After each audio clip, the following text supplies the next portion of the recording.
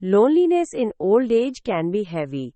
The silence in the house, the absence of family, the long hours can feel endless. But being alone doesn't mean life has to lose meaning. Across history, some of the most fulfilled and inspiring individuals lived much of their later years in solitude. Yet they remained deeply alive, purposeful, and joyful. How did they do it? Let's find out. Dr. APJ Abdul Kalam, the former President of India, was never married and lived a simple, solitary life.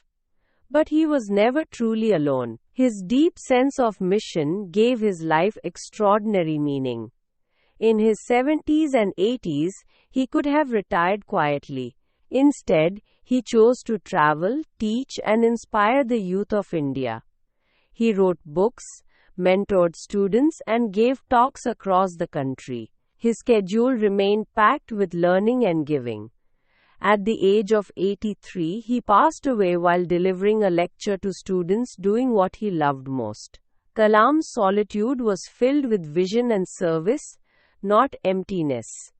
Jimmy Carter, the 39th President of the United States, chose a remarkably humble and purposeful life after leaving office. Returning to a small house in Plains, Georgia, he lived quietly with minimal wealth or luxury.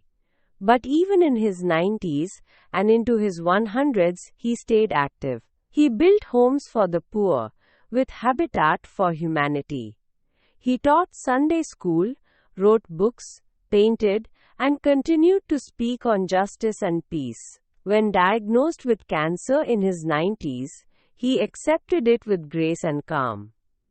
For Carter, old age was not about slowing down, it was about deepening his commitment to humanity. His life became more meaningful after retirement, not less. Mother Teresa lived with no biological family, no personal wealth, and no fame that she ever cared for. Yet, she found family in the poor, the sick, and the dying. In her 70s and 80s, she still walked through the streets of Kolkata, lifting the forgotten and comforting the abandoned. She led the missionaries of charity and trained others to serve with compassion. Her own health deteriorated, but her spirit never wavered. She believed that small acts of love had the power to change lives. Despite living in simplicity and solitude, she felt spiritually rich because she lived for others. Morarji Desai, the fourth Prime Minister of India, lived to be 99 years old. After retiring from political life, he spent his later years in quiet solitude, but not in idleness. He followed a strict routine, rising at 4 a.m., practicing yoga, meditating, and eating a clean vegetarian diet. He read, wrote, and gave interviews well into his 90s. Desai believed in natural healing and spiritual balance. His life was an example of how discipline and introspection can replace noise and chaos with clarity and peace. Solitude became a source of strength for him, not sadness. Kalam, Carter, Teresa, and Desai lived very fulfilling lives in different parts of the world. They never identified themselves with a religion, race, or group. Instead, they treated world as their family. First, they all had a clear purpose. Whether it was teaching, serving, building, or healing, they woke up every day with something meaningful to do.